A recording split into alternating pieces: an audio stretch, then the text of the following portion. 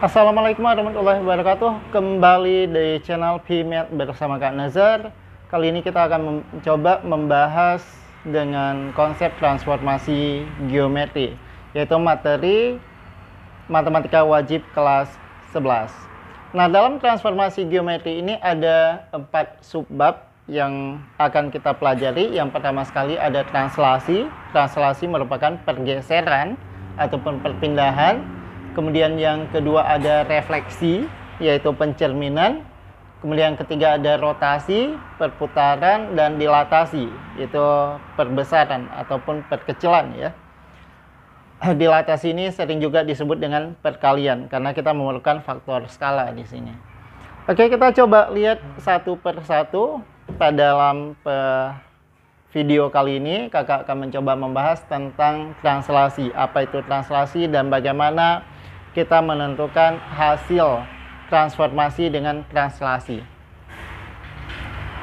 Kita coba ilustrasikan dulu dalam bentuk gambar ya, pada suatu sumbu koordinat kartesius. Nah, di sini kakak punya sebuah bidang kartesius. Saya punya sebuah titik. Katakanlah di sini ada titik P dengan koordinat XY. Ini X dan ini Y. Kemudian ya, atau saya ilustrasikan, saya berdiri pada posisi XY. Kemudian saya bergerak. Ya, bergerak, berpindah ke kanan ya. Saya bergerak ke arah kanan sejauh A satuan. Jadi saya bergerak ke kanan itu sejauh A satuan. Kemudian saya berada di posisi ini. Setelah saya bergerak ke kanan sejauh A satuan, kemudian kembali pindah ke atas. Ya, kembali bergerak ya, ataupun bergeser ke atas sejauh B satuan.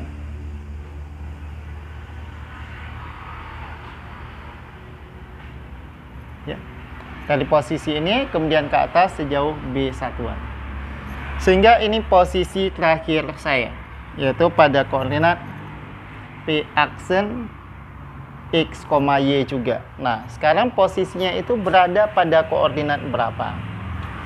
Nah, kita coba perhatikan pertama di posisi X. Kemudian saya berpindah sejauh A satuan. Ketika kita melihat posisi akhir, maka kita tinjaunya terhadap titik 0,0. Ya. Maka jarak dari 0 ke titik ini, ya, jarak dari titik 0 ke kanan, itu sejauh X tambah A. Kenapa X tambah A? Pertama dia berada di X satuan, kemudian bergerak ke kanan A satuan lagi. Berarti kan jadi tambah ya posisi lahirnya. Atau panjang dari 0 ke titik ini. Ke titik P aksen. Dia berada pada jarak di atas sejauh Y satuan. Kemudian kembali berpindah B satuan. Maka posisi dalam arah Y ini menjadi Y plus B satuan, sehingga P aksennya menjadi X plus A, Y plus B. Nah, bagaimana kalau kita ingin menyatakan dalam bentuk rumusannya ya? Misalkan ada titik P dengan koordinat XY, kemudian ditranslasikan. Translasi di sini kakak notasikan dengan T supaya mudah kita memahami. T menunjukkan translasi sejauh AB. Ya. Sejauh AB. Maka bayangan daripada titik P berada pada titik X aksen Y aksen, di mana X aksen Y aksennya itu merupakan X tambah A dan Y tambahkan B. Nah, ini kalau kita ingin menentukan posisi titik setelah terjadi pergeseran. Ya. Sehingga ini sering juga dinyatakan dalam buku atau referensi-referensi ini digunakan untuk kita menentukan translasi dari sebuah titik.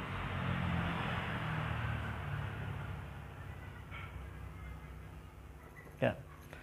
Nah, bagaimana kalau ada garis ataupun kurva? Ya. Ya. Ini yang pertama, kita bisa menyatakan sebagai translasi titik. Ya, saya nyatakan sebagai dengan warna merah. Ya, ini translasi titik. Translasi sebuah titik. Nah, bagaimana kalau ada sebuah garis ataupun kurva? Saya bisa menyatakannya sebagai translasi kurva ataupun garis.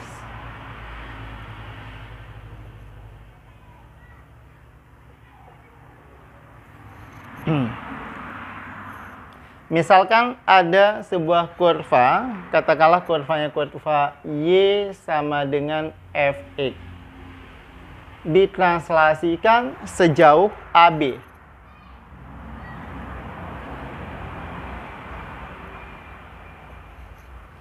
Maka bagaimana kita bisa menentukan persamaan kurva ataupun garis tersebut? Kita kembali ke sini. Dari sini kita punya apa? X aksen, ya. Dari persamaan ini kita punya X aksen sama dengan X plus A. Dan Y aksen sama dengan Y plus B.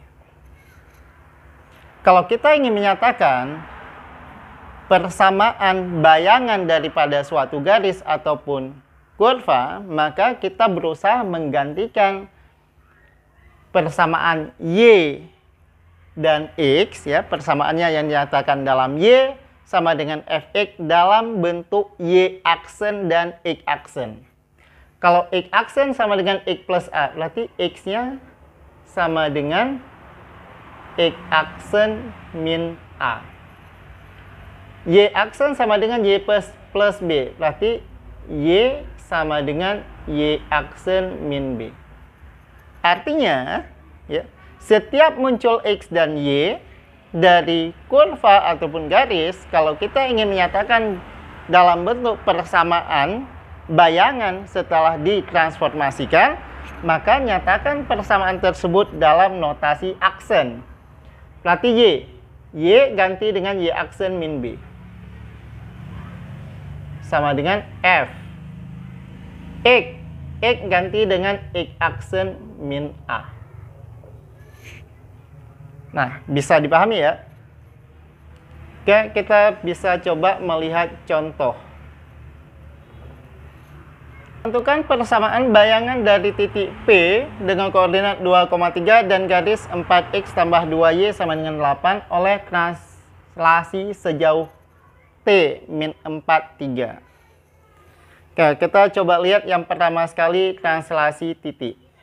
Pertama kita punya titik P dengan koordinat 2, 3. Saya nyatakan dalam penulisan XY ke bawah ya, dalam notasi kolom. Ditranslasikan sejauh min 4, 3. Apa maksud translasi min 4, 3? Ya, min 4 itu menunjukkan X dan 3 menunjukkan Y. Artinya, titik 2 kemudian digeser ke kiri. Karena pergeseran X itu adalah kiri dan kanan. Kalau negatif ke kiri, kalau positif ke kanan. Sedangkan Y pergeserannya atas dan bawah. Ya. Kalau positif dia ke atas, kalau negatif dia ke bawah. Ya.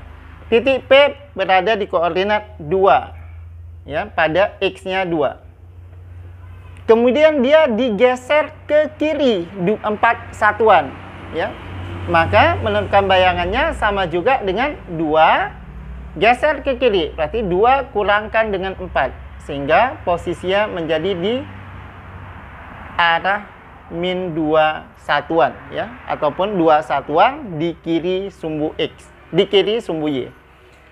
Kemudian 3 ya, pada ketinggian 3, kemudian dinaikkan ke atas 3 satuan lagi. Ya, dari 3 berarti naik lagi ke atas 3 satuan, maka kalau tinjau dari 0 posisinya menjadi di posisi 6. Ataupun bisa cara yang kalau kita sesuaikan dengan rumus, min 2 ini diperoleh dari mana? 2 tambahkan min 4.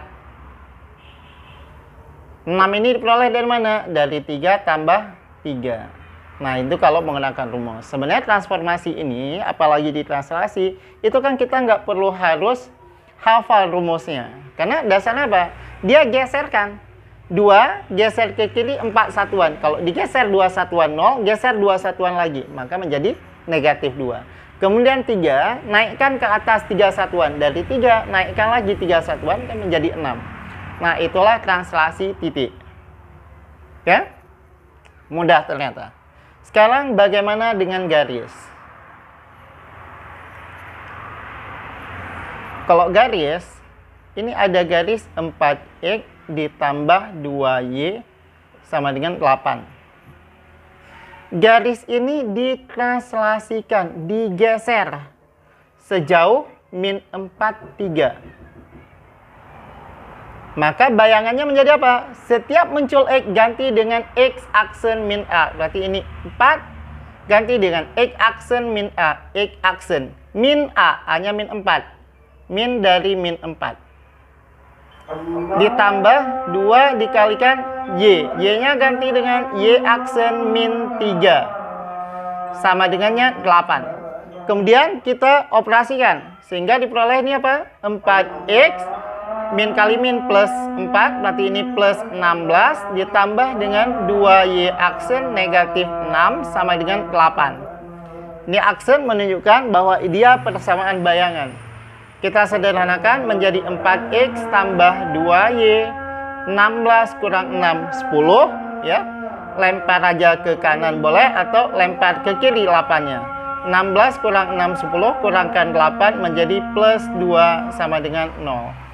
Nah, inilah persamaan bayangan garis 4X tambah 2Y sama dengan 8 oleh translasi sejauh min 4, 3. Oke, sekian untuk pembahasan konsep transformasi khususnya pada subbab translasi. Jangan lupa ikuti terus channel PMath dan jangan lupa juga untuk like, subscribe, dan share supaya tidak ketinggalan update pembahasan materi yang lain selanjutnya.